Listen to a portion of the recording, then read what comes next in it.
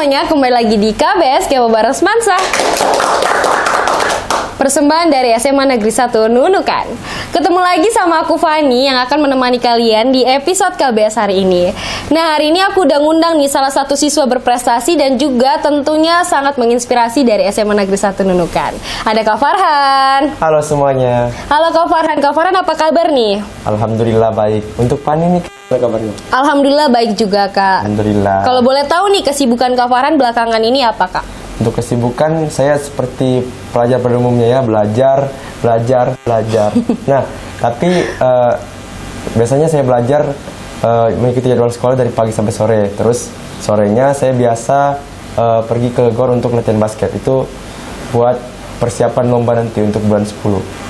Wah, jadi Kak Farhan di waktu luangnya pun tetap produktif ya? Ya, alhamdulillah, amin. Oh ya guys, for your information, di sini kami menggunakan seragam pramuka bukan karena topiknya tentang pramuka ya, tapi karena syutingnya bertepatan dengan kami menggunakan seragam pramuka. Oh ya, back to topic. Kita akan membahas tentang hobi dari Kak Farhan. Hobi Kak Farhan itu sebenarnya apa sih? Karena yang aku lihat, Kak Farhan ini di akademik bisa dan juga di non-akademik bisa. Jadi hobi Kak Farhan itu apa? Nah, melihat pada jadwal sekolah kita yang belajar dari pagi sampai sore, kalau hobi saya sore sampai malam, jujur saya tidak kuat.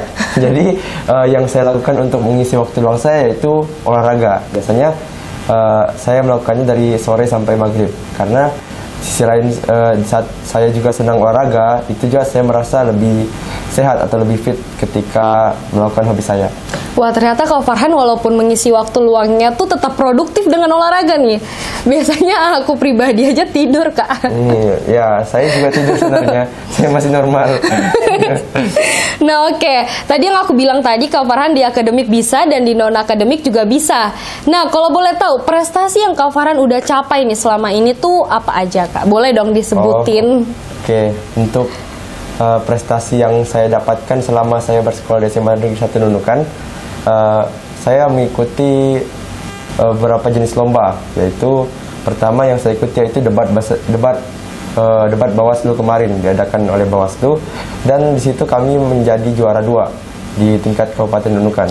Terus pada bidang bola basket saya kemarin mengikuti lomba antar pelajar. Pas pertama saya juara 1, yang kedua saya juara 2. Tuh untuk puncaknya sendiri saya mengikuti di bidang bola basket ini, saya mengikuti lomba Prapopnas. Itu seperti prapon kalau di umumnya ini, tapi ini tingkat pelajarnya, berarti ini adalah pekan olahraga pelajar. Tapi seleksinya untuk masuk ke prapon, namanya Prapopnas. Di bidang MTQ saya mengikuti MTQ di cabang Fahmil Quran. Kemarin alhamdulillah saya juara 1 di MTQ tingkat provinsi Kalimantan Utara, dan saya mewakili Kaltara juga di nasional ya, di Banjarmasin kemarin di Kalimantan Selatan. Nah, saya juga ada cerita sedikit nih Pani. Apa nih Kak? Bolehlah cerita.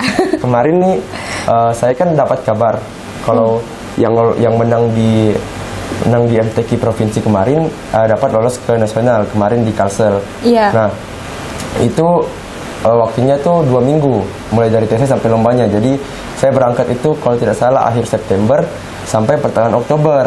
Nah, sebelum waktunya habis tuh di minggu kedua Oktober, saya dapat info lagi kalau saya ternyata lolos seleksi Prapopnas. Oh, jadi 2 lomba nih lolos. Ya. Dan yang diadakannya juga di Kalsel. Jadi tempatnya sama. Nah, jadi bulan Oktober tuh full saya di Kalsel. Ya, betul. Seperti liburan. Jadi saya sempat pulang dulu dari MTQ nasional. Sehari sekolah, besoknya saya berangkat lagi untuk lomba yang tadi. Ya, Prapopnas tadi. Jadi Oktober full capek atau full senang nih? Nah, jalan-jalan. Full jalan-jalan. Nah, oke. Tadi nih kita udah kena spoiler nih pengalaman terserunya. Kalau boleh tahu nih, pengalaman terseru Kak Farhan waktu ngikutin beberapa lomba tuh waktu bagian apa, Kak? Oke. Untuk pengalaman terseru mungkin di saat saya bisa menang dalam lombanya ya, karena mungkin orang-orang tahu saya ikut lomba langsung menang, tapi sebenarnya itu tidak. Saya ada gagalnya dulu. Saya di lomba yang saya sebutkan tadi, lomba basket, lomba debat, lomba MTQ, itu pun semua sudah saya ikuti sebelum saya juara. Mulai dari saya di SMP sampai di kelas 10 SMA kemarin. Saya selalu kalah. Jadi saat saya merasakan kemenangan itu, saya merasa bersyukur. Saya merasa bangga karena dengan usaha doa dan prosesnya, tawakal semua, saya bisa merasakan posisi yang kemarin saya lihat. Awalnya saya berada di posisi yang kalah, tapi saat saya berasa di posisi yang menang, mungkin ada rasa tersendiri lah mungkin dari saya. Jadi Kak Farhan ini sangat menikmati segala proses yang ada ya Kak. Ya. Jadi guys jangan nggak percaya sama takdir lah kan. Ya. Mungkin harus ditambah dengan kerja keras dan doa juga. Betul. Nah kalau boleh tahu cita-cita Kak Farhan apa? Karena yang Kak Farhan bisa di agama, bisa di akademik, bisa di non akademik. Kira-kira cita-cita Kak Farhan ini apa? Untuk cita-cita sebenarnya saya belum tahu siapa cita-cita saya ini Pak. Tapi karena saya sudah memilih pola 1 yang pola 1 adalah pola kesehatan.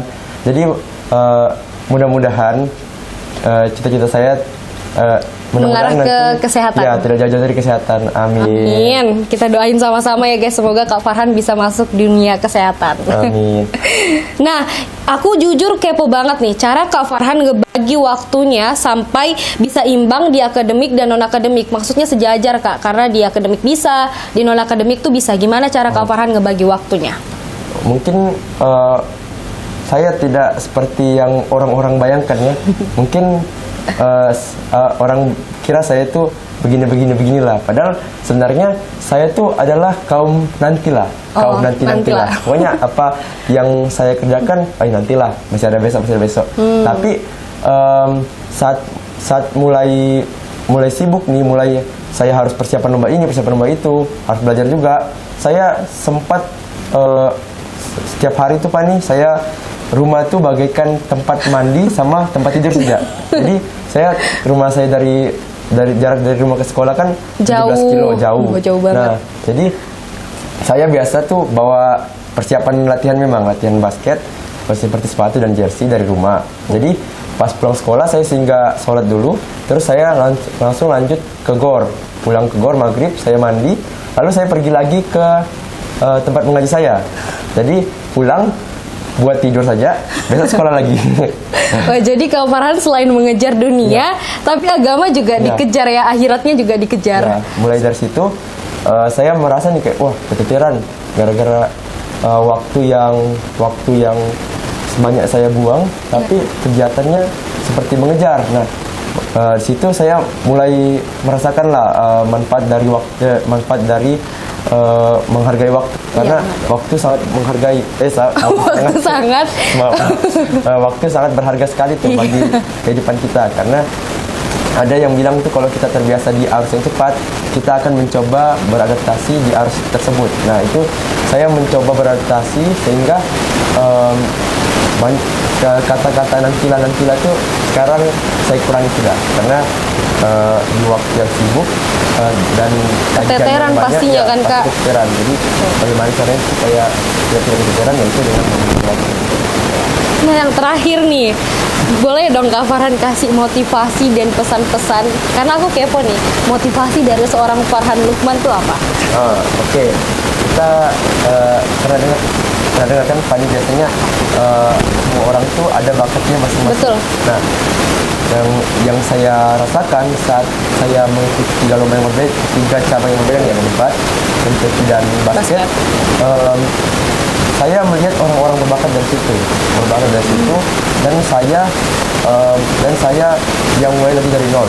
Nah, saya dapat dari guru saya itu kalau permasalahan bakat dan tidak bakat itu adalah permasalahan dari kita, perbedaan dari kita saja. Mungkin dia yang berbakat lebih depan daripada kita. Tapi masalah siapa yang sampai di finish duluan adalah masalah yang berbeda. Bagaimana dengan usaha, doa, dan tawakal kita. Nah, prinsip yang ditanamkan oleh guru saya ke saya, kalau orang yang ada di depanmu atau orang yang lebih hebat dari kau berlari, maka berlari, maka kau harus lebih cepat larinya.